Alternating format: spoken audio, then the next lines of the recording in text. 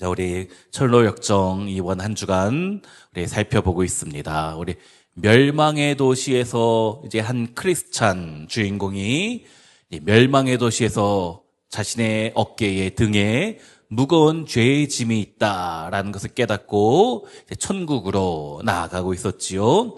그 좁은 문을 통과했습니다. 좁은 문은 우리 예수님을 상징한다라고 하였지요. 이 좁은 문을 통과해서 어제 우리 해석자의 집, 해석자는 우리 내면을 조명하여 주시는 성령님을 상징한다. 우리 성령님께서 우리 내면에 더러운 것을 치우고 깨끗이 정화시켜야 된다 또 말씀하시고, 계속 천성으로 가는 길에 십자가 언덕에서 이제 십자가의 은혜를 만나 모든 죄의 짐이 벗겨졌습니다.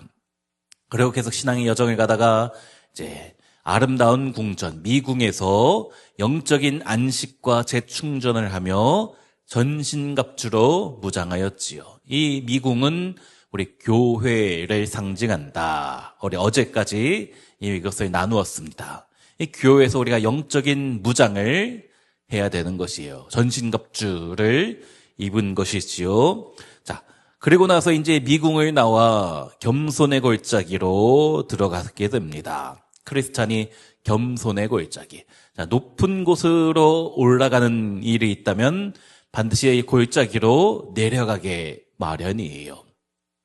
근데 이 골짜기에는 안개가 있습니다. 이 안개가 무엇인가? 예수 믿고 찾아오는 시련, 고난을 상징하는 것입니다. 근데 이 안개 때문에 크리스찬이 발을 몇 번이나 헛디디게 되었습니다. 그리고 넘어지게 되었어요. 수차례 넘어지게 되었습니다. 그렇게 넘어지는 자신에 대해서 참 한심하게 생각하고 자신에게 실망도 하고 또 영적인 침체도 경험하는데, 그런 과정을 통하여서 이 다음 단계인 아볼론과의 영적 전투를 할 수 있는 영적인 근력을 얻게 되는 것이에요. 수차례 넘어지면서 다시 일어서는 과정을 통하여 나의 부족함을 느끼게 되고 더 주님 앞에 겸손하게 되는 것입니다. 자, 그것이 우리 야고보서 4장 6절의 말씀, 우리 함께 읽습니다. 하나님이 교만한 자를 물리치시고 겸손한 자에게 은혜를 주신다 하였느니라. 자, 이것이 무엇인가? 이 겸손의 골짜기가 어떤 의미인가? 우리가 영적 교만을 버리고 철저히 낮아지는 우리 삶 가운데 그런 훈련을 통하여서 겸손의 옷을 입게 되는 것입니다. 우리가 신앙생활하면서 우리 성도님들 중에도 때로 신앙생활 중에 또 넘어질 때가 있고 또 좌절할 때가 있습니다. 그래도 괜찮아요. 넘어져도 괜찮습니다. 그때마다 나의 부족함을 인정하고 역시 나는 내 힘으로 이 천성을 갈 수 있는 것이 아니구나. 주님께서 도와주셔야 되는구나. 그렇게 겸손을 배워 다시 일어서면 되는 것입니다. 그래요, 우리가 주님 앞에서 다시 일어설 수 있는 새 힘. 우리가 때로 넘어질 때마다 하나의 은혜 가운데 영적인 힘을 얻게 되는 것이에요. 자, 이것이 우리에게 주시는 또 제안이 무엇인가? 하나님은 우리를 때로는 우리가 넘어지더라도 우리 완전히 낮추시는 것이 아니라 더욱더 튼튼하게 세우시는 과정이다.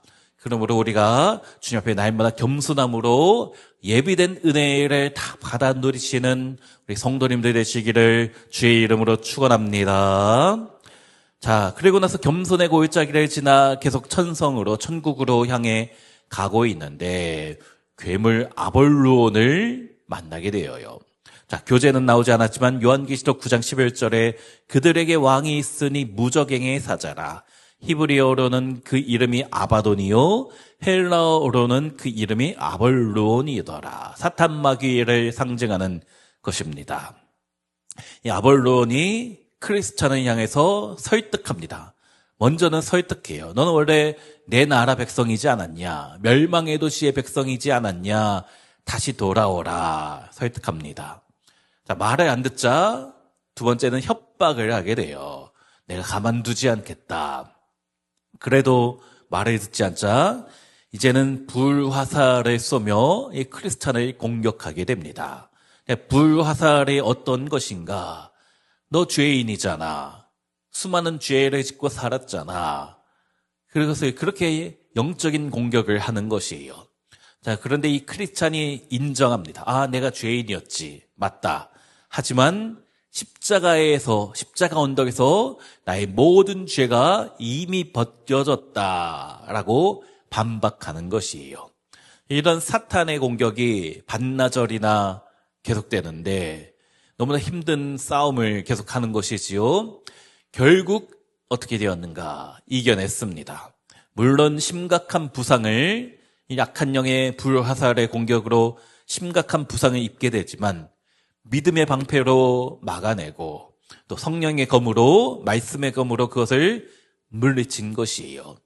미궁에서, 아름다운 궁전에서 전신갑주로 무장했기 때문에 가능한 것입니다. 이런 영적 싸움이 우리에게도 있다는 것이지요. 그것이 야고보서 4장 7절 우리 함께 읽습니다. 너희는 하나님께 복종할지어다. 우리 예수 믿는 우리에게도 이런 영적인 싸움이 있습니다. 하지만 우리가 그것을 하나님께 순종함으로 또 마귀와 싸워서 이기면 되는 것이에요. 하나님께서 우리에게 반드시 승리를 주실 것이기 때문입니다. 또 우리에게 있는 믿음의 방패로 막아서는, 악한 영이 너 죄인이잖아 공격할 때 믿음 가지고 막아내고, 우리 말씀의 검을 가지고 이겨내면 되는 것입니다. 자, 이것이 무슨 뜻인가?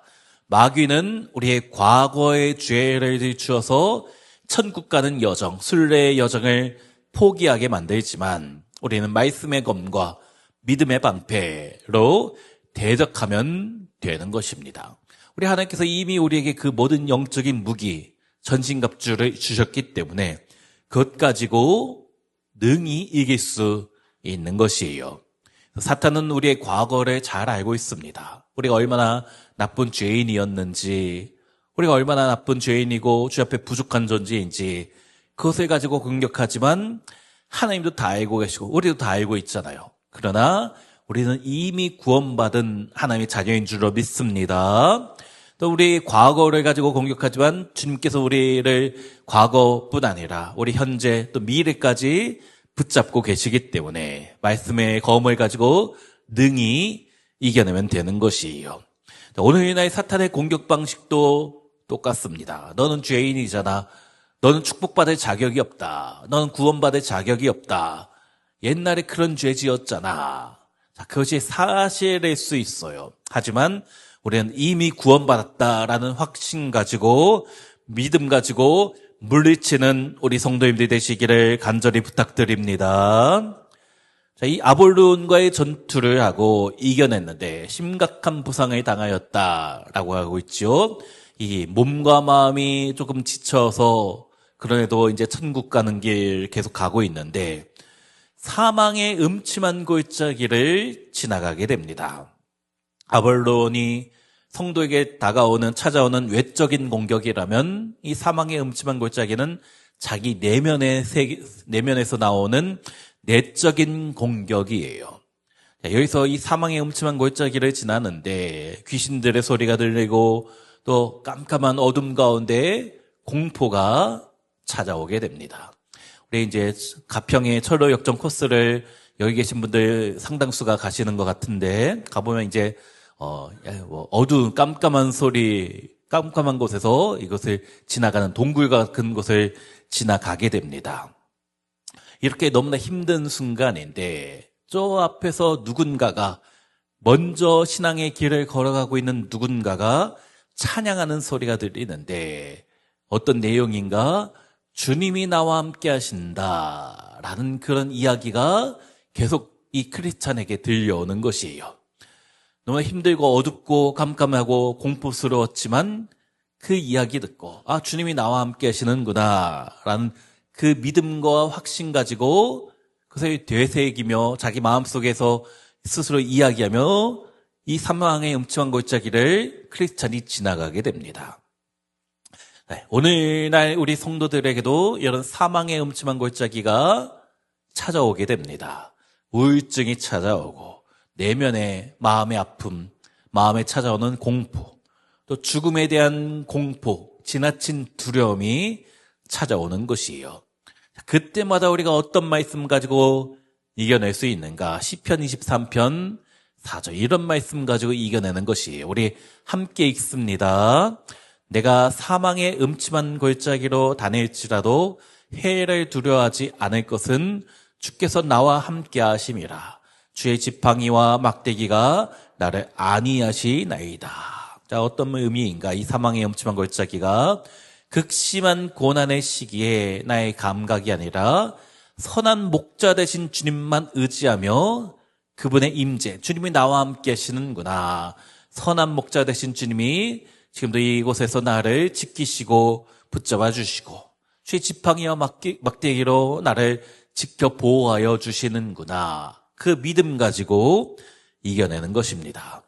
너무나 공포스럽고 깜깜한 시간이었지만 기도하며 찬양하며 이겨낼 수 있는 것이에요. 자, 우리 인생에도 어두운 밤이 찾아옵니다. 하지만 그때가 그 절망의 순간, 공포의 순간이 더 주님 앞에 기도함으로 하나님께 더 많은 은혜, 또 더 많은 기도의 응답을 경험하는 시간이 되는 줄로 믿습니다. 우리가 살면서 때로 마음이 괴로울 때 많이 있어요. 여러 가지 마음의 아픔 가지고 나 내면에 힘들게 하는 것들이 있습니다. 그때마다 우리는 지금 나와 함께 하시는 하나님, 선한 목자 되신 우리 주님을 의지하고 또 기도함으로 승리하시는 우리 모든 성도님들이 되시기를 간절히 부탁드립니다. 오늘날 특별히 마음의 아픔 가진 분이 참 많이 있습니다. 우울증, 공황장애, 대인기피증 등등. 그러나 우리가 변함없는 사실은 주님이 지금도 나와 함께 하신다. 그 확신이 필요한 것이에요. 그 확신만 있으면 절망의 순간에도 우리가 능히 이겨내는 줄로 믿습니다. 자, 이 사망의 음침한 골짜기를 통과했는데 앞에 보니까는 아까 나에게 소리를 들려주었던 주님이 나와 함께 하신다라고 계속 되뇌었던 믿음이라는 사람을 만나게 됩니다. 이 믿음이 누구인가? 같은 멸망의 도시 출신인데 크리스찬 주인공보다 먼저 천성으로 가는 길을 떠난 사람이에요. 이 둘이 같이 만나서 서로 그동안에 있었던 일을 나눕니다. 서로 겪은 고난, 또 서로 겪은 은혜를 서로 간증하는데 그동안 천성에 가는 여정이 비슷한 점도 있었고 조금씩 다르기도 했습니다. 그것을 서로 나누면서 서로 은혜가 되는 것이에요.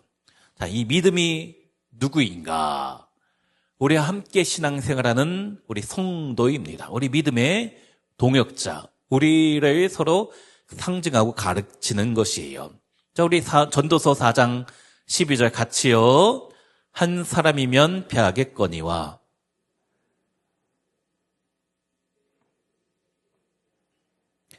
자, 한 사람이면 넘어질 수밖에 없습니다. 하지만 두세 사람이면 능히 이겨낼 수 있다. 우리가 신앙생활하는 것, 우리 천국 가는 이 모든 여정 가운데 혼자서 신앙생활할 수 없는 것이에요. 누군가 나를 위해서 기도해주고 누군가 내가 넘어질 때 손잡아 일으켜주는 그 누군가가 필요하다는 것이지요. 무슨 의미입니까?